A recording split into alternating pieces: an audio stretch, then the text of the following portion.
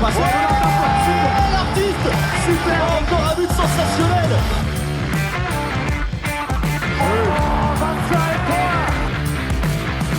That's a brilliant bit of follow-up play by Mahe.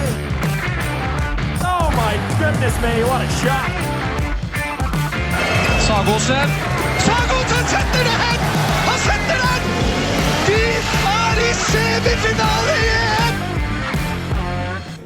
Hello Handball friends, we are here in the Faroe Islands, and by we I mean Chris O'Reilly and Brian Campion. Hello Brian. How are you, Chris? I'm good. We're at the beginning of this episode, but we're actually in reality after Faroe Islands game against Ukraine, and we've been on quite a podcast journey alongside our own actual reason for being here, which we're going to share with you a little bit over the next hour, because we took the opportunity to talk to a lot of people. Should we start? Where should we start?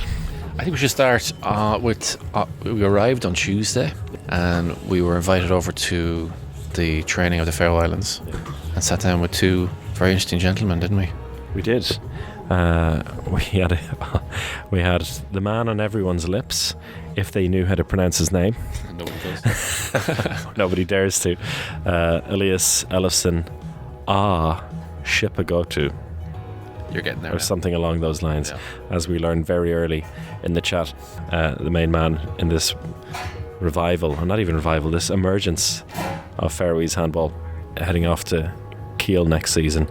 And we started the interview with him right after training, and then we were joined by Nick Satchwell, who has a really interesting story as well. A guy who was once a part of the British handball team and is now playing for the Faroe Islands. He talks to us a little bit about that. But I think that's enough of an intro. Should we just dive into it? Yes, let's get going. It's going to be a real test of the pronunciation. Brian didn't want to do it at the beginning, but he's going to introduce you. No, I won't. Can you introduce yourself so we all know officially how to say your name? Elias Ellefsen, Skipagøtu. Skipagøtu. Okay, I was going, Skipagøtu. What's the more to this? I've been hearing too many Swedes say your name. That's the problem. They can't say it. Well, there you go. Elias, we're in Tórshavn on the eve of what is potentially a historic day for the team. But all that aside, just watching you guys do a little bit of training there, everyone seems really calm, composed, in a good mood, just like a normal training session. Yeah, we're excited and are looking very much forward to the match tomorrow. This is the biggest game the Faroe Islands has ever had, but we try to not think too much about that and just relax and enjoy it. Yeah. I think one thing which we both realised, I mean, we travel around a lot to go to different games and clubs in different countries, but everybody you talk to here knows about the game tomorrow. Every single person you could talk, we were not to add any pressure. Not to add any pressure. No, not to add any pressure. But it is really incredible how much it has gripped the nation here. You get into a taxi. Chris was in a taxi with the guy yesterday, and he was talking about your under-18s results. Under 20 team, like we're in the top 8 in Europe, and they're going to the World Championship in the summer. I mean, just pride in the team and what handball means for this country. It's very clear to see. And now that, I mean, you've grown up here, right? But now coming back from Sweden every couple of months for these games, do you feel that as well? Yeah, everyone is excited. When you meet people just in the town, they always say good luck and that they are coming and looking forward to it. So it's very fun to be a part of, and we're proud that we have the chance now to qualify, because it's not every day that a Faroese team has the chance to do that in any sport. So we're proud, but know that there's a lot of job to do. So we just have to be calm and relaxed and do our best tomorrow. I guess it doesn't really matter in the grand scheme of things as well. I mean, what you've achieved already in this campaign is so impressive. Also in the last campaign with that first win. And looking at the ages of the players, I mean, just looking at yourself and Ollie there is still 17, right? There's a huge potential for this team in the future. Is that something you talk about as well, that it's not about what happens this week or in a couple of months, that you're building for the future? Yeah, of course we know that this is only the start. Nick, come, but but we'll still try to do everything tomorrow to qualify. The federation has had like a plan to like in 2024 we will qualify. So tomorrow we have the chance, but as I said, there's still a lot of job to do left, and this is only the start for Faroese Handball. And Elias already answered the first question I was going to have for Nick, if you'd like to join us here, about whether he prefers Nick or Nicholas. Hi, Chris. Hi. How you doing? Hi. Do you want to hop up here with Elias? Because also we're really intrigued by your story and how you ended up with this team, because we've known about the Faroe Islands and the national team, about the youth that is coming through now, but you've taken a bit of a different route to get to this team. I moved here in 2015 and in playing for a club team up here. Played for 5 years for a team called Neiston here in Tórshavn. And in 2018 the federation approached me and asked if I was interested in changing from Great Britain to representing the Faroe Islands. And I thought it was a good opportunity and a great honour to be asked to represent the Faroe Islands. So I accepted, and then since then, the improvements the team has shown have just been phenomenal. And as you say, the young kids or the younger players coming through now are just improving every day. It's amazing what they can do, and I think you can see that in the results we've had lately. And how's your Faroese? Oh, it's pretty good. How is his Faroese? It's okay. Yeah. But because you are originally from born and bred in the UK, right? I was born in England. My dad's English. My mother's Danish. Okay. So I have a Danish passport and thus qualified to play for the Faroe Islands as well. Okay, I see. Interesting. Because you were part of the British team leading up to 2012. Yeah. And I believe you were basically man number 15 in a 14-man squad, like this close to being part of the team, right? Yeah. I played for Great Britain from, I think, 2008. I had my first cap until 2015, the Emerging Nations tournament that went on then. And as you said, at the Olympics I was number 15. Unfortunately, I didn't get to play. But this is way better. Yeah. That's fascinating. And what brought you then here in it was 2015 you first moved to? Yeah, actually an English handball coach called Scotty Harrington played for or was coach of a club team up here, and he knew me, and he asked if I was interested in coming to play for the team. And then it was the women that kept you here, or? Yeah. This is audio, so Elias, can you represent what you're nodding there? We are used to getting players here, and then we give them a wife, and then they stay. Trap them. Then they can't move again.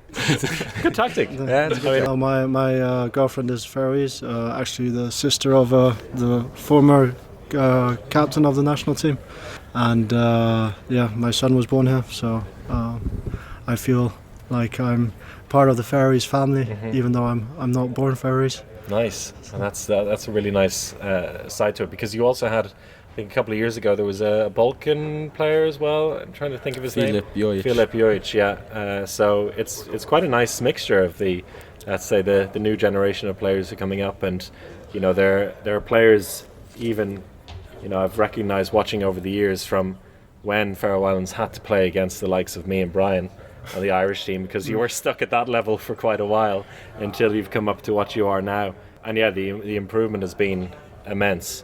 When I was in that taxi that Brian mentioned yesterday, I was asking, what do you think is the key to this team being so good? Why are all these amazing young players coming through? And it's something you told me in Gothenburg a couple of years ago about the hall being open nearby. Maybe you can tell us a bit more about that, and growing up with your teammates / cousins and brother. Yeah, we have always had the keys to the hall, and our families and the people in H71 have had lots of discussions with the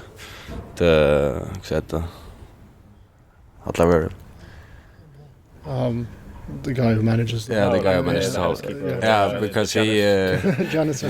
No, I don't know. but him, and he didn't want us to be there, but we used to go and train in the hall, and then when he came and kicked us out, we went outside and just waited until he went with the car, and then we got in again with the keys. So we had that's maybe because we are good that we could train whenever we wanted to, and didn't have a coach who said to us do that and do that and do that, but that we were just there and having fun and training by ourselves. We just heard as well that the country's getting a new hall in 2 years' time. It's going to be 2,800 seater, which is about 5% of the population, which if you fill it is quite impressive. Will you get keys to that hall as well, or? I don't think so, but I'll try. On that point, when I moved here, I actually coached against Elias. I was an under 14 coach for Nyston, and he was playing for H21. And also, when we were training or when there were games going on, the kids that weren't playing in the game, they'd always be behind the goals, throwing handballs and stuff. So there's always, you could always see that they wanted to train extra or just to have fun with the ball, and I think you can see some of that on the court now, just having fun. Elias, it's yourself and your brother who may have a slightly more difficult name to pronounce. His first name is? Rowe. Then it's it's Ollie Matun, the Mittons are your cousins, right? And there's 3 of them, Pauli, Ollie and Jana. Yeah, exactly. That's who's on the women's team. Do you feel like it's a family affair throughout the Faroese handball? Do you find a lot of these siblings or cousins or parents coaching these teams? Yeah, also we're not a big country, so it will be like that. There are a lot of families that are big in handball, and I don't think that's a bad thing. I think that's a very good thing. So you've seen how good it is for the Norwegian women's team as well. They're all a bunch of sisters, and I think in Dutch handball as well. It seems to be a positive way to go with it. Talk to us a little bit about for you in the last couple of years then, and the increase in attention that you've gotten as well. So in the last couple of years, Elias has gone to Sweden and pursued that side of things. You're based in Iceland now, right, as well. How many seasons are you there? This is my 3rd season there. I'm moving to Norway next season. Okay. Coming back now for these national team windows, do you find there's a big difference also in the way people are talking about the team and maybe noticing you? I think there's maybe a little bit more expectation now than there has been before, but the attention that has been given to the national team has always been great. We've always had pretty much a full hall when we played at home. Unfortunately, the first qualifying tournament I was part of, we had to play in Denmark. But since we've been able to play at home, there's always been a full crowd and great support. But maybe since in the last couple of years, since the results we've had, maybe there's a little bit more expectation from the public than there has been before. Mm-hmm. But I think that's just, there's also more expectation from the players. We have put pressure on ourselves to perform, and like Elias said, we have a chance tomorrow, and we're going to go out and try and do our best. Mm-hmm. And you, of course, Elias, are moving to Kiel next season.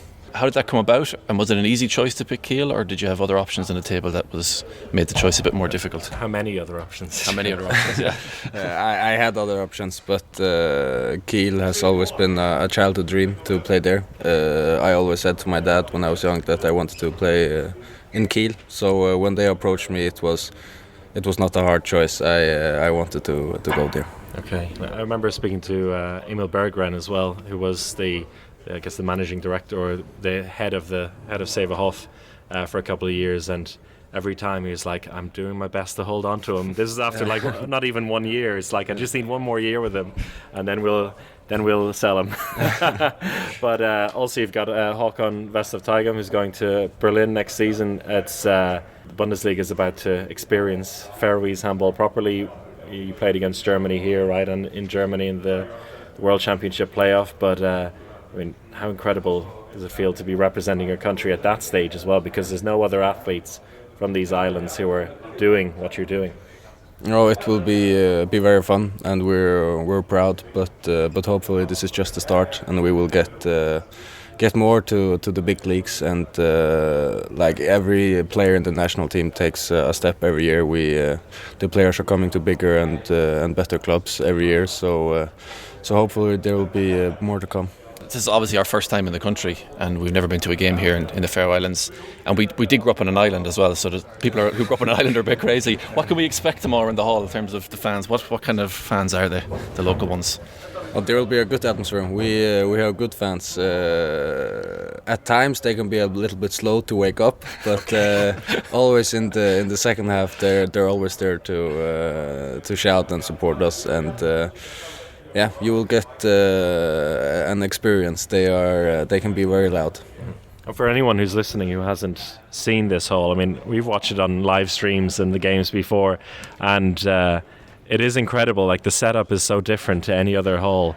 I mean, with the two big stands at the ends of the goal, and we're sitting on what could be basically any school gym hall, and then on your side where I'll be sitting up in the place, I guess I'll need a ladder to get up there tomorrow, and you guys will probably hear me shouting from above, which is going to be weird as well. So I have to mind what I'm saying in that half. But what kind of atmosphere does that create as well? Because I guess from the bench you're staring directly at everyone, and I guess also defending must give you a lot of power as well, with the crowd really right behind you. Well, you're in goal all the time, so yeah. As a goalkeeper, you know, if I save a shot, you know, I can just hear the crowd erupt behind me. It's actually the last shot against Romania was down here, and you know, just exploded. It's a great feeling. And we have a nice. I mean, it feels like a family atmosphere even here as well, with a few people watching the training earlier. And I mean, we just walked in. I mean, we could have been anyone. We didn't. Nobody really cared. There's like, chances are you're allowed in here. It's fine. That's Elias's mum. Oh, it's Elias's mum. There you go. Yeah, there you go. Bringing the French flag for the referees tomorrow. So it is really a family affair, which is fantastic. Because your mum is involved in the administration side as well. I think you told me before. Yeah, she is the head of the federation. There you go. Yes. Federation. Oh, that's incredible. And about living here as well. I mean, you grew up here. Where exactly did you grow up? 1 kilometer that way. Yeah. Okay. Yeah. So really close. I had a little bit of time today to walk around. Went over to the Nordic House and had lunch, and just the drive here from the airport to Tórshavn is incredible as well. The landscape is remarkable. What is daily life here? I mean, you've known it, but now that you've kind of had a bit of time in Gothenburg as well, how do you compare it to growing up here? But it's a lot smaller. I mean, everyone knows everyone, and like you can't just do something without everyone knowing it. So you have to behave and be good. So not like in Sweden. Not like in Sweden. There you can do everything you want. No. So it's everyone knows everyone, and we. It's a very small community, and like where I grew up, almost everyone was involved in the H71, my hometown club. So we are very good in the Faroe Islands to do volunteer work, and everyone helps, and so I think that's the biggest thing. Okay. Where in England were you born, Nick? I was born in London. But I didn't live there very long. Yeah. And then I've lived in lots of countries. Okay. Before. What would you consider your other home now besides Faroe Islands? Denmark? Probably Denmark. Okay. Yeah. Whereabouts in Denmark did you? I grew up in a small village on Fyn, a smaller island in Denmark. I played for the local club there. So this is basically just you continuing your life, right? Just another small place. I really like it here. As Elias said, you know, everyone knows everyone. And it's got this small town or village feel to it, which I quite enjoy. And so, growing up in London, which football team did you support, or did you watch football? I'm a West Ham fan. Okay. West Ham? Okay. I thought you were going to say Spurs. I was about to stop the podcast. And so, I mean, we're going to release this after the games. We can talk a little bit about it, expectations we kind of covered at the beginning, but this whole group has been, as I think a lot of people expected, really, really tight. And no matter what happens tomorrow, it's going to go down to the final game. How do you feel your team has settled into the opposition of this group in comparison to previous campaigns? So the last Euro qualifiers, you got a victory and that was like a big thing, but now, as you mentioned, there was the expectation with it. Do you feel like also the teams you're facing now really understand that they cannot mess around when they're facing it? Yeah, of course. So we try to take steps all the time, and I think the other teams know that we are good, and we always have a chance of winning. You mentioned the way you grew up playing as well, without the coach, and you see that a little bit in your style as well. Do you notice that as well in the brothers and cousins, that they kind of are a little bit rogue or do things that the other teams don't expect? Or does Peter just have to try and keep you under wraps? So you should have seen some of the passes at training yesterday. It was amazing. No, but you can see that they've played together for a long time, not just youth handball, but also the youth national teams. There's an understanding of what they're trying to do, which I think helps us as a team as well. Now, I think you're about to eat some food, right? Half-past, so I think we can leave it. Enjoy your dinner. Thank you. Thank you so much. Good luck. Thank you. We're looking forward to it, and hopefully we'll talk again at some point. Okay, thank you. And that was Nick and Elias. Do you feel a bit more confident about the pronunciation now? I still won't dare say it live on air. You will never hear me say those words. We're here. Yeah, still, we're doing all the intro, outro, in between bits from the hotel, the lovely Park Inn. The Hilton Park Inn? Hilton Park Inn, yeah. And overlooking the night sky in Tórshavn. Well, it's now, let me just check the time here. It's 5 to 11 and there's still a bit of twilight. So yeah, the sun it's not sets pitch dark. Very, very late here. But we did have another interview on Tuesday. We did. We spoke to a man who has been there from the very, very beginning. He started way back when the Faroe Islands didn't even have a national team. So he's a man who has seen it all. It's Ári Rouch. And Ári is a guy who actually knows the Irish handball scene a little bit, because he's been there when the Faroe Islands were playing at that level. They were always much better than when us, they were mucking it with us. And so a very interesting man. He's seen it all, and he's really at the core of this whole Faroe Islands movement. So we sat down with him just directly after we talked to the two lads, and talked everything about the development of Faroese handball on the men's and the women's side, the youth, and also a bit of culture as well. Yeah, and a bit of kind of living on the Faroe Islands and other Faroese sports. independence. Faroese independence, yeah. It's a bit of a mixed bag, but very interesting listen, and a really great guy to talk to. Yes, please introduce yourself so Brian doesn't have to. Yeah, my name is Ári Rouch. Yeah. That's easy enough. Yeah, That's good. And you are the Secretary General of the Faroese Handball. Yeah, I'm pretty much everything. I've been with the Faroese Handball Federation for 10 years now. I started on my own in 2012, but now we are 4 people in the administration, with a director and a sports director and accountant and everything that you need. Yeah. So I think you're a very good man then to paint a picture for us for the journey that the Faroese handball, or for Faroese handball, has generally been on. Take us back to the beginning when you started, where it was and how it's ended up where it is right now. Well, I started in 2012, and actually the Faroe Islands didn't have a national team back then. No senior team and no youth teams. But we could still see that there was talent around in the clubs, and that the clubs were doing a good job and producing talent, but you needed to somehow grab this talent and make the national team work more stable and ongoing and systematic. That's sort of the thing we tried to how can we need an administration, we need finances, we need sponsors, the right coaches. So that package we tried to make sort of into a vision or how do you say? Vision, yeah. And also in this vision was that we wanted to qualify for the Euros in 2024, which is the next one. Yeah. So when did you set that It was back goal? in 2013. Okay. Yeah. Right. Yeah. So what was the reaction when you said What age was Elias Ellefsen? 2013, 10 years ago. So he was, 11? Did you know already you had him? Well, actually, me and my colleague were standing in a corner seeing this under 12 boys playing, and we were both saying that when these boys grow up, we will be good, because we could see it already. Mm-hmm. But it felt like an awful long time.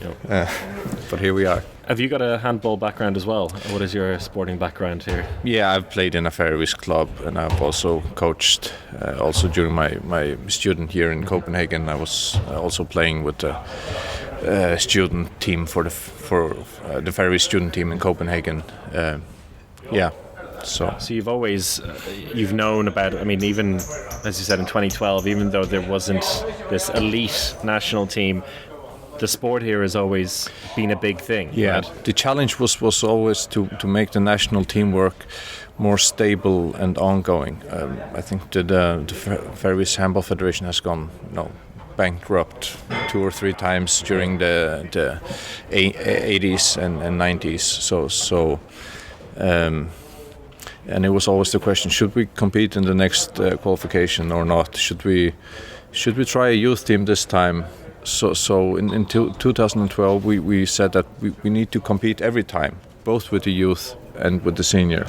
In order to have a good senior team, we need to have good youth teams. So you need to have everything if you want to progress. Mm-hmm. And where does handball sit in terms of popularity in the country? Because a lot of people say to me second after football. Is that true? And how many active players does the island have? Well, we've said 2,600 active players for the last couple of years, but we actually did a check now, and we're up to 3,000 players now. So it's a big part of the population, and it's getting more and more popular, we feel. Football is still the biggest. I think they maybe have, 4,000 active players, but Not by much then. No. We're gaining ground. Yeah, and I guess success in that sense breeds interest. Yeah, for sure. Both in the population and with sponsors, we have a good progression. Mm-hmm. So, in the last, now it's 11 years since you took over. You said you saw that under 12 team and noticed a spark of talent in there. We spoke to Elias before, and he was telling us about having the keys to the hall near his place where his brother and his cousins, the Matuns, were always just training away. Was there a certain time, can you remember, where it kind of clicked in your mind past 2012, where you're like, okay, now we actually, these guys are serious, these guys are the real deal? There was actually a generation before the 2002 Elias generation, then boys born 96, who in 2014 were the first. We started with a youth team again, and they went to the European Open, did quite well, played in the Euro and World qualification tournaments, and qualified in 2017 for the World Championships in Algeria. That was a big. That was under 21s, right? Yeah. There, I could see that we were onto something. And a lot of those players born 96 are also the core of this national team, which is being sort of spiced up with the younger boys now.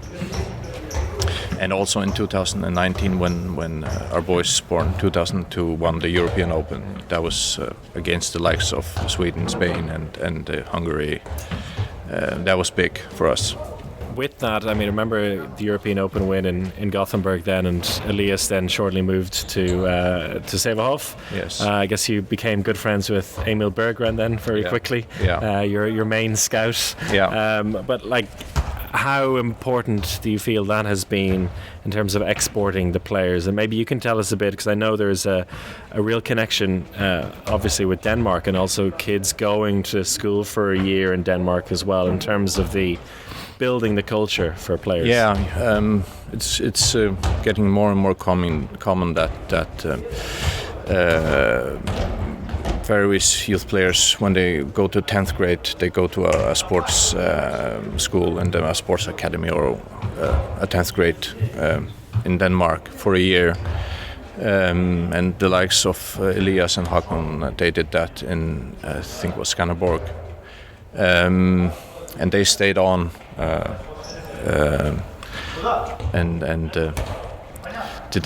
when the Danish clubs spot some talent, they often try to keep them. Yeah, and that's like a thing in the Faroes. My son is going next year. Oh, really? Yeah. Okay. Yeah. Also a handball player. Yes. Okay. Also. Yeah, exporting players and just building that network I think back in the days, Faroese players were always considered, they went to Copenhagen to study, started in some local club, were considered kind of lazy, like to, just hang out in cafes and drink in the weekends. But is that based on any fact now? No, just Danes. No, it's just Danish people. It's just how they were considered, okay. and that when you get a player from a club, if you want him in your team, you need to trust him. You need to.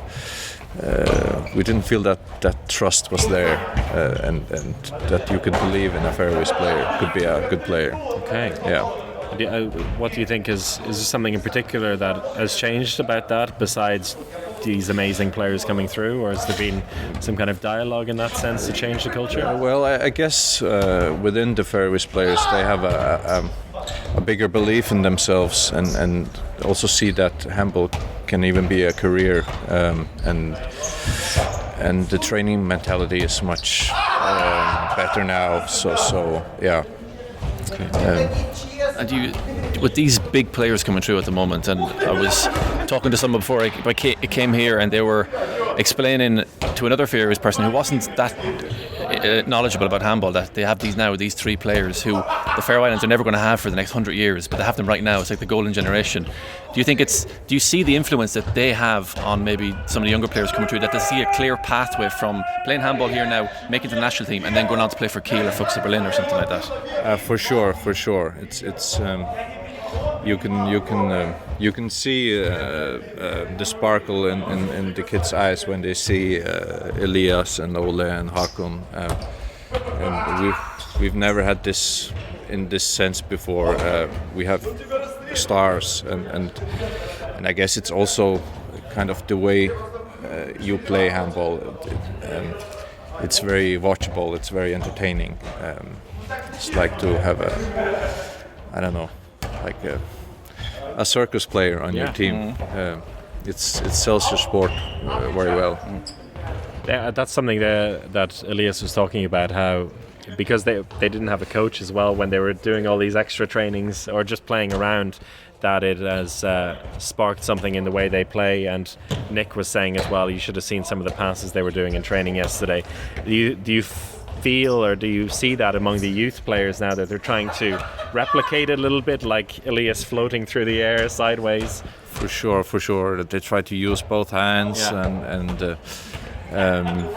yeah, for sure, and we try to promote the different towns to have their playing halls open for if somebody's training, maybe somebody in the corner can throw a ball somewhere, and if they finish 5 minutes before the kids can come on court and play, it's something we try to promote all around. Yeah. You're going to have to forgive me here now. My knowledge on Faroese sporting history maybe isn't so vast, but if the Faroe Islands do qualify for the Euro 2024, where would that rank in terms of the sporting achievements of the country? I guess it would be right up there, especially considering a team sport. we've had like a Olympic finalists in swimming and in rowing, but team sport I think is something else, and it would be I think it would be the biggest achievement for sure. A national holiday, maybe you have to do it. Yeah. You say there about the Olympic finalists in swimming and rowing, but in those cases they've represented Denmark, right? They've had That's to right. represent Denmark, and that's right. You also see online with the Faroese Olympic Committee that there's a big push to promote Faroese athletes and to show that we are, speaking on your behalf, we are a country ourselves. Yeah. How do you feel about that personally? Are you allowed to talk about your Faroese identity in a larger sense? Of course, with the handball team, we believe that we've created something that the Faroese nation can gather around, that they're proud of, and at the moment we cannot play in the Olympics in handball. We can only play in the Euros and World Championships. And we know that the Sports Federation also uses, for example, among other things, handball to promote participation to get Olympic membership. It's a kind of nation building. Yeah. Is it how much of it is a pipe dream, do you think, or how much of it is it a realistic thing in the future for Olympic independence? I don't really know. Yeah. I might not be the right person, but at the moment it seems like a bit of a long shot. Yeah. Faroe Islands needs to be an independent country before that happens. Culturally, then, can you tell us a little bit about the connection the Faroe Islands has with Denmark at the moment? I mean, you mentioned about school there, and we see it's Danish crowns we pay with. Language is very different, though. That's what I've noticed already. Can you tell us a little bit of that sense, how Faroe Islands stands for itself? Well, anybody who comes here can see that we have a different language. That the mentality is different, and we have our own culture, but still we are in the Danish kingdom, and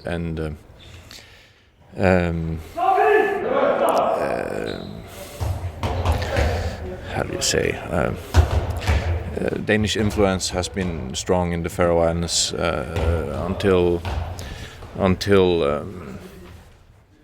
80 years ago. Danish was the official language in school and in churches. So it's been an ongoing process to building this nation. Yeah. Do you get involved in hygge culture, or do you have your own version of? How do you say hygge? Hygge. Well, or is that too Danish? It's not something we dig as much, but it's also a thing here. Yeah. Hune, it's called in Faroe Islands. Hune. Yeah. Okay. Interesting. It's the same word. Yeah. Can we talk a little bit about the club scene here as well, because that's also very interesting. I mean, it's developed a lot of these players. It also, in the last couple of years, also on the women's side, there's been a fair bit of success in Europe with the club teams. You mentioned the financial aspect right at the beginning about how the federation was going bankrupt a couple of times in the 80s. What is the financial setup for clubs here at the moment, and where do you think the scope is for growth on the islands? Well, I think most of the clubs are reasonably well off. Of course, if you want to aim higher, it costs more, especially if you want to compete in Europe, and the cost of competing in Europe is for sure, I think, holding some of the clubs back, because they risk often losing in the first round, but we try to somehow. It's a focus point for us as a federation to try to promote this, and the stronger clubs are slowly, I think, starting to buy the idea. H71 has competed for the last couple of years, both with the men and women. With the women doing especially well. They came to the quarterfinals in the European Cup 2 years ago, and the last 16 in the last year. So they've done quite well, but it is expensive to compete, and also our it's maybe limited what income you can create on a small market as in the Faroe Islands. And is there kind of you mentioned there it's a focus of the federation? Do you subsidize a little bit, or it's something we've discussed? Yeah. Because it's been a lot of focus on our national teamwork in the last couple of years, and we need also to work with our clubs to promote them and to engage them and to just help them with everything.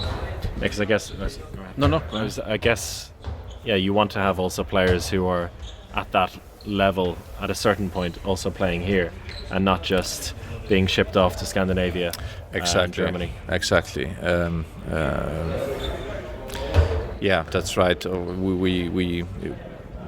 Our clubs are the ones who produce our talent, and the higher level of a league we can create here, the better the talent thrives. And you said to us at the very beginning that when you started, you had this goal of qualifying for the Euro in 2024. Obviously, you have that goal in mind now still, and it's very, very close to becoming a realisation. What are some of the other things that are coming up in the future that you have set as milestones for this men's team? You're mentioning specifically the men's team now. Yeah. Well, it's to. I guess it's to be in the race every time for a place in the championships, both World and Euros. I'd say as a federation, we would like to. We are focusing a lot of on our women now also. They are also in a good how do you say? Place. Yeah. They're developing well. And they're in an interesting group for the next Euros. Yeah, Iceland, Sweden, and the Luxembourg. Yeah. That's Hey, 2 points at home against Iceland, then you're basically in the Euro, right? That's That's really nice. Yeah, exactly my thoughts. Okay. So it's just it's very much ongoing. We seldom get the time to sit down and reflect. So it's hard work. Then I'll ask you one bit of reflection then before we let you go. That win for the under-20s in the opening game against Denmark, how incredibly sweet was that? Well, I know of my some colleagues. We were spread out somewhere in the Partilli Cup, somewhere with them in Portugal, and we were eyeing each other, and there were tears. And we know it was important for the players. It meant a lot, because Denmark is always like big brother. It was huge. Yeah. When we mentioned it to the guys earlier, when I was in the taxi over yesterday, I was speaking to the driver and mentioned why I was here, and then for 15 minutes he couldn't stop talking about the team. He said, I played in the first division when I was 17, but I'm more of a football guy now. But when you have people like that who are then talking about the under-20 team, it's like, we're the top 8 in Europe and we beat Denmark, and that's I mean that must be an incredible feeling. The youth teams have a big following here. Youth handball is big in the Faroe Islands. When they play these championships, they set up big screens around many places, and people come and watch, and it's covered a lot by the media. So youth handball is very interesting. I can't think of anywhere else where they'd set up public viewing for a youth team. That's pretty incredible. in any sport. That's truly remarkable. So, Especially with the weather. Okay, anything else you got? No, that's good for me. Yeah. I think anything else you'd like to leave us with? No, I think I'm good. Nice. Thank you, Ári Rouch, right? Yes, Rouch. Yeah, it's Welsh. That's Welsh. It sounded very So okay, where's the Welsh? How did you? My grandfather was Welsh, and he brought the sheep. He was he was a soldier during the Second World War in the Faroe Islands. And stayed here. No, actually, no. He left, but the name stayed on. Okay. Right. Yeah. Okay, so not the only British He moved connection. to New Zealand. Wow. All right. Yeah. Another country full of sheep. Yeah. Wales, New Zealand, and Faroe Islands. There you go. On that, Ári, thank you so much. Good luck for the rest of this week. You're well. very welcome. It's a joy to be here. Thank you. That was Ári, and as you'd kind of expect from the Faroe Islands, it's a place where everyone knows everyone, or at least knows somebody who knows somebody else. Actually, we had Elias mention that as well. You can't do anything in this place without getting caught. You need to go to Sweden. Which is why he's moved to Sweden. And well, will it be the same in Kiel? Time will tell for him when he goes there. But he knew a band here, some people performing in a band, and it was the only gig in town on Tuesday night. And somehow, Brian Campion, you got yourself involved in it. So I met you, and you were having a coffee in this place called Nordic House, and I had been out walking around taking some lovely photos of some Faroese sheep, and I rocked up with my camera, and this man with dreadlocks approached me and goes, "Are you a photographer?" And I said, "Yeah, and I'm also a videographer." And he goes, "Perfect, would you like to work tonight?" And I said, "Yeah, why not?" Ended up shooting video for this Faroese band, and it was really, really great. Very atmospheric stuff, and it was like a Nordic saga. Yeah, the album. Yeah, it was fantastic. Yeah. I'm really glad. I'm glad we went in the end anyway. Yeah. Thanks to you, I got in for free. Yeah. No days off here. No days off. Yeah. You went and worked. I sat there and took in the culture. Turned on my artist producer hat. Sat there and great hour. Spent a proper Faroese cultural experience, which I don't think we were expecting to walk around, see some of the sights, but we got some Faroese music instead. And then we move on to the big day, the day of the match, and the day of what we were here for in the first place. And I think it's probably fair to say that there is kind of a calmness about this whole group.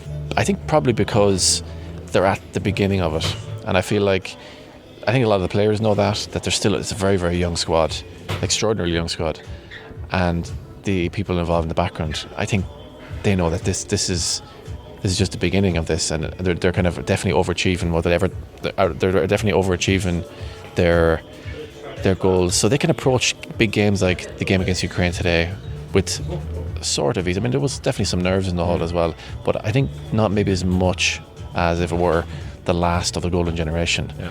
So there's definitely a calmness about them, and you can see that with the way the Faroe Islands approached the game as well. They weren't playing like a bunch of young guys. They were so mature, and there was points in that match where I thought, okay, they could crumble here a little bit, and the pressure could come on, but they never really seemed to let it affect them. And for me, Ollie Mitten didn't score the most goals on the court, but the goals he did score, I think, were so clutch and in such important moments. And it kind of felt like often when their attack was going nowhere, he'd just take a go 1-against-1, beat his man and whack it in. So he was, for me, really, really impressive. Who else stood out for you? Ollie Mitten, I think, was fantastic. As you said, he was it's crazy to say a 17-year-old is a calming influence, but he is a calming influence in that team. The goalkeeper, Paul Jakobsen, was phenomenal. He's 20 years old. He set the tone for them as well, making some huge saves. 2 penalties he faced, made both of them, saved both of them. And Elias Ellefsen, Skipagøtu, was you said he might have taken 20 shots, but he scored 13 goals. And 13 goals is probably I think that's the best he's done at a senior level. Him, Ollie Matun, and the two wingers as well, in particular Hákun, best of Teigum, another player that people anticipated needed to have a big game for them. Like all the three main lads in attack who could have had a great game and really made an influence, all of them had as close to a perfect game as possible. He got 6 passes, he scored 6 goals, simple as that. And we were watching some video there that she recorded of him on a fast break, and his jump shot is just ridiculous. He is a phenomenal player, and we will actually speak to him, or we've spoken to him shortly after the game. We'll hear from him shortly. But I think you're spot on what you said about the way they approached the game. The pressure was on Ukraine from the very beginning, because I think that's what the Faroe guys really relish as well. It's like, we're the young, talented guys from this really small place. Everyone who comes up against us have this kind of mentality that we Faroe Islands, we have to beat them. Not just we should, but we have to. And if we don't, we're a disgrace. And I think they really relish that. And you saw it right from the beginning from this Ukraine team, who, of course, everything they've gone through in the last couple of years cannot be fathomed. But the majority of them are training and playing together every single day in Germany with Motor.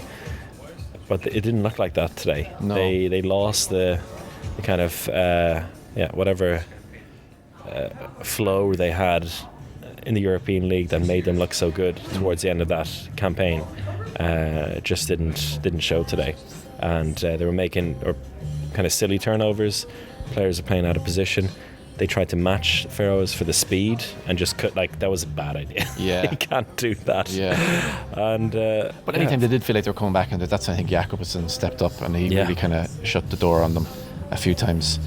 But I mean, what an absolutely incredible story this whole thing is. Like, I mean, it just has taken over this island, and everyone you talk to here, they all know about it. They all know the players' names. They all know the underage teams, how they're doing. It really has captured people's imagination here, and it's just going to, you'd imagine, inspire 3 or 4 more generations.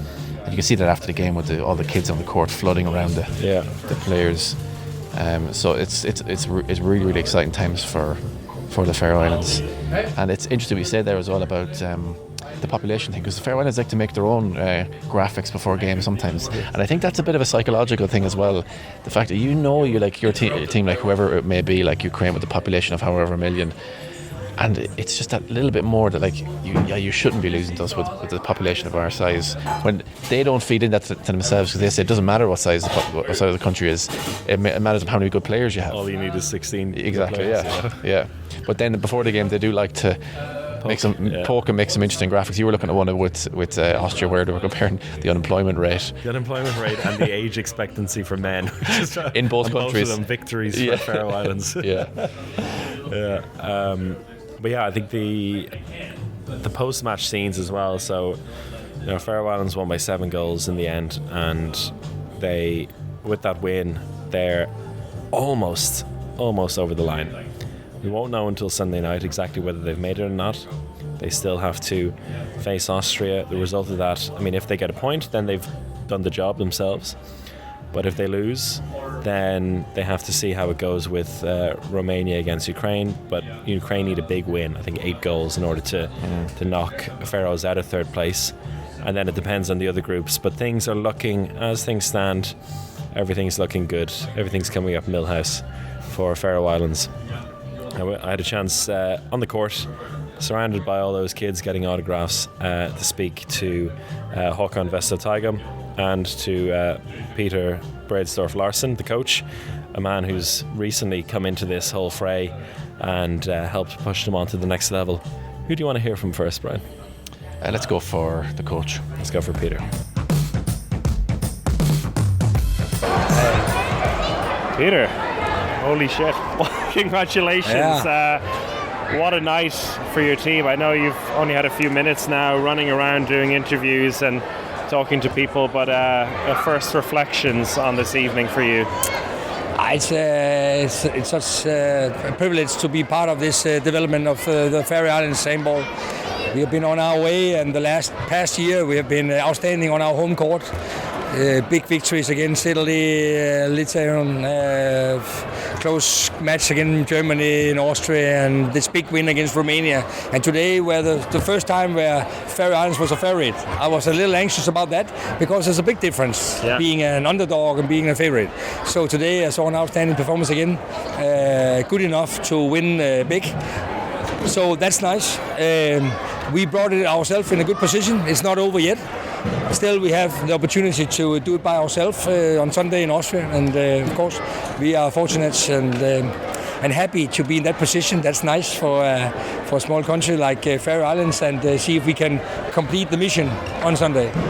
As you said, you came into this one in your minds as favourites, which is for such a young team. You think maybe that could have some kind of effect, but watching them in training yesterday, they looked so calm and composed, just like it was like a normal club training session almost. And here today, against a team that was almost like a club team in how well rehearsed they were, they looked so composed again and controlled from the beginning. You must be so proud of how they dealt with that. Yeah, but I've seen it before. They're very competitive, and they know each other from when they were small childs, and you can feel that the emotion is big confidence in each other. So that's really nice to be part of. And they're very competitive. They tried a lot. They won a lot, also with the U21. So they're used to compete and to do the job, also under pressure. So that's why Faroe Islands is on its way, and we will see much more from the Faroe Islands in the future. That's obvious. So do you see that in the players as well, that they don't approach games like this thinking like, oh, now we're in the seniors and we need to start delivering results? It's like it's always been for them. They expect from themselves and from each other that to do big things. And again today, and also against Romania last time, I saw several players playing on their outmost at the very top. For example, Leivur Mortensen, an unknown player from first division in Denmark. He was outstanding. Akimenko, big star from Bucharest, 0 goals from the wing, and Leivur contributed in the other end. So just an example of how big it is. Talk to me about how you managed the Ukrainian team. You meant Akimenko there, super quiet. Also, Turchenko as well started at left back, and then he was stuck out on the other side of the court, which itself seemed like a strange decision. But you forced those things to happen as a defence and as a team. Akimenko and Turchenko, of course, big key players for Ukraine. We knew that, and a lot of accomplishment for our defense that did an outstanding job. It's not easy, but we did it, and Pauli Jakobsen in the goal also helped us. So, but that is not unusual for us. So again, we're just happy. Remember, Pauli Jakobsen, he's playing for a Faroe team who is going to the final, but it's still a Faroe team. Yeah, exactly. And all these players, I mean, your key players today, you mentioned everyone stepping up, but it's not every day that you have the likes of Elias getting 13 goals, Ollie beside him with 7, Hákun scoring everything he gets out in the wing. I mean, your main players delivered as good as they could get. I mean, that's a dream. Hákun was again outstanding, and Ole Mitchell was also outstanding. Elias was a general for us. And even I know he agrees with me. He has a potential in this game. He could do even better. So, but they are great players, and they perform on a very high level under pressure. That's why they are going to big clubs now, Berlin and Kiel and so on. And that's why we will see a lot more from Faroe Islands in the future. And the only thing missing today is the fact that it was guaranteed to go to the finals. That's the only thing missing from a perfect day. But here we are, surrounded by young fans as well, and hearing everyone talk about the Faroese handball culture, the fact that the school halls are open for people to play all day. They let people on the court like this. It must be a beautiful thing to be a part of. This is what I dreamed about when I said yes 2 years ago to be part of this big-time family.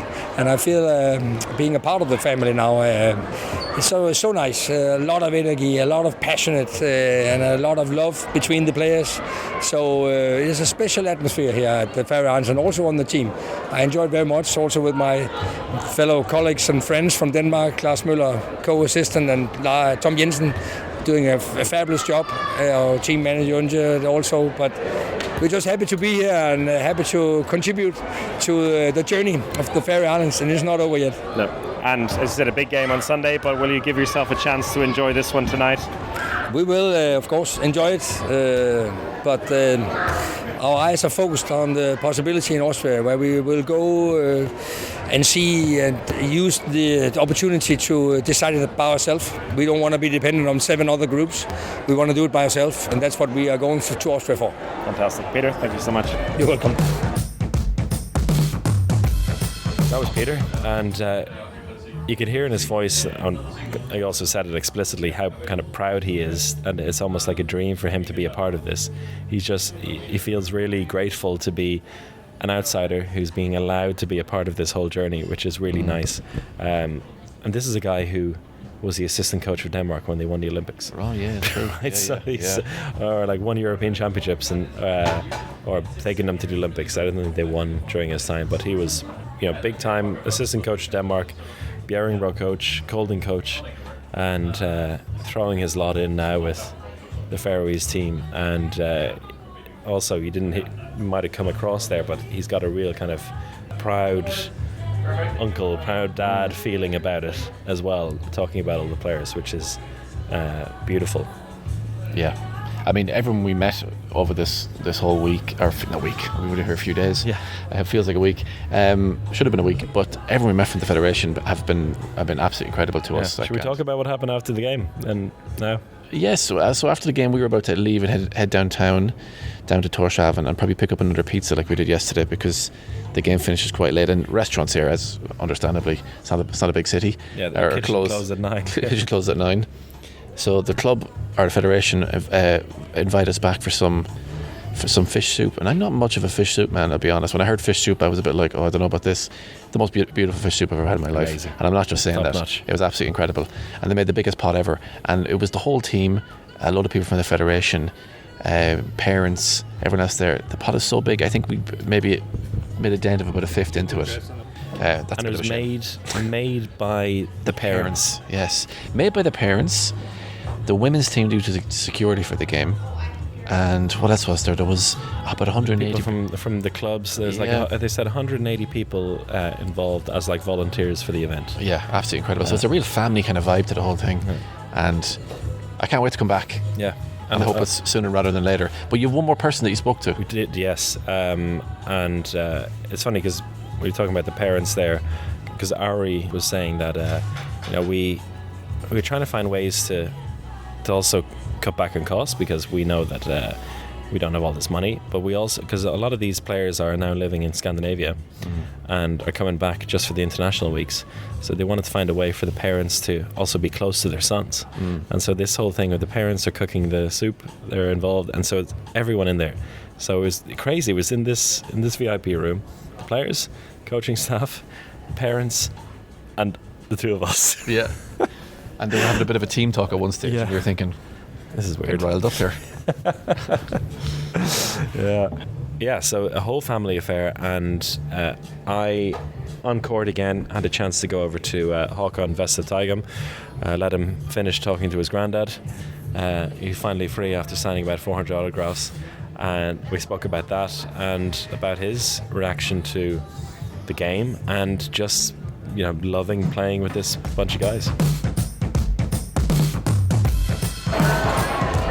Hákun, you've been signing autographs here and talking to your family, I guess, for the last 20 minutes, so you probably haven't had a chance to think about what has just happened, but can you put it into some words, your first reflections on the game? It's amazing. But we enjoy every moment today and tomorrow, but Friday, Saturday and Sunday our focus has moved on, and the next stop is Austria. We had to win today, we knew that, but still we need to, if we want to be secured, 100% secured, we have to make a sensation on Sunday, but it will be very difficult. But first and foremost, we are very happy, and now we have great hope for qualifying at Euro.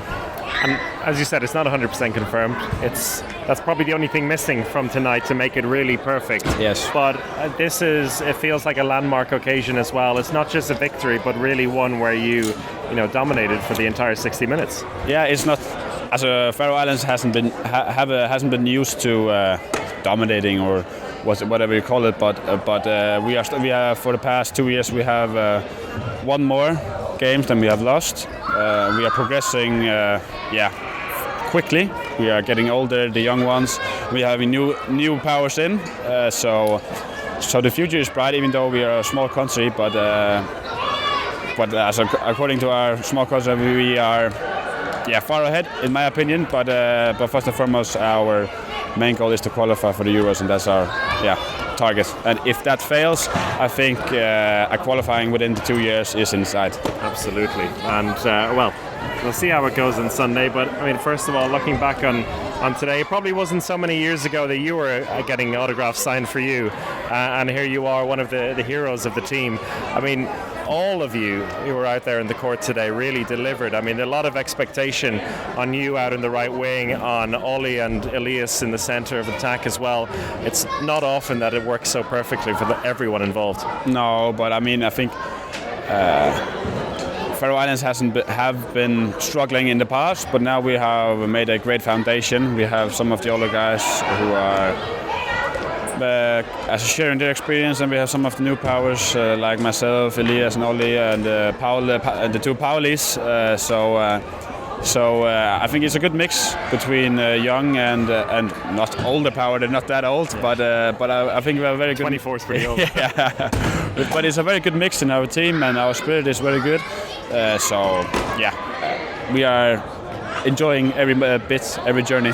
And it really feels like that. I remember watching you training yesterday as well towards the end. Everyone's so calm and composed. It was almost like a normal kind of club training session. Exactly, and also we love playing at home court. We have made a reputation of having a strong home court, but also playing good and being strong, but also our fans are amazing. Even though here are just under 2,000, it sounds like 3,000, 4,000, 5,000. So it's not fun to win without these amazing fans. Yeah, it's a real joy to be a part of as well. And you're coming back from Denmark now for these national team breaks, and you're going to be based in Germany next year. So how do you feel the difference has been the last couple of years coming back to these international breaks and the way people are responding to the team? I mean, it's getting better and better. I have lived abroad for the past 5 years, and every national week is special. Both seeing some of my best mates, but also coming home to the family and seeing friends here. So it's amazing. So it doesn't feel. I don't have any pressure at all when playing here in Faroe Islands. Is something else when we play. I mean, when we are going to play in Austria, it's two totally different teams, in my opinion. I mean, you can see our will and thrive when we play here. It's extraordinary compared to when we are at a home game, it's sure. Yeah. And now, you're moving to Berlin next season. Elias is off to Kiel. Do you also feel like, as part of the team now, like you're making these huge waves in the international handball world? Do you feel the effect on that in the wider squad, and also with I say younger teams, you're all incredibly young, but I mean in the wider pool of the Faroese national team? Yeah, I mean handball has become far greater than it was, let's say, just 5 years ago, 6 years ago, and today it's very popular. We have, as you said yourself, hundreds of kids here wanting an autograph. It wasn't like that 5 years ago. Not as huge numbers, but so it's very fun to be not only be playing, enjoying handball, but also inspiring the younger ones to come and watch and also to participate in handball themselves. So I think it's very fun, even though we are many of us are just 21 years old. We already experienced so much here in Faroe Islands. Yeah. Well, as I said, a job to finish on Sunday, but until then, hope you have a chance to enjoy this evening with the guys a little bit. Thank you. So that was our trip to the Faroe Islands. A fairy tale almost completed, and we'll know, as Chris said, on Sunday if it's going to be a true fairy tale and what story that's going to be. They'll be my team definitely for the Euro if they make it. I'll be following them all the way. Amazing. So fingers crossed for them. And once again, thanks to everyone who we met in the Faroe Islands over the last 2 days. Best hosts we've ever had for a handball event till now? I think so. I think we shouldn't tell them that though. So, so they'll be as nice to us next time.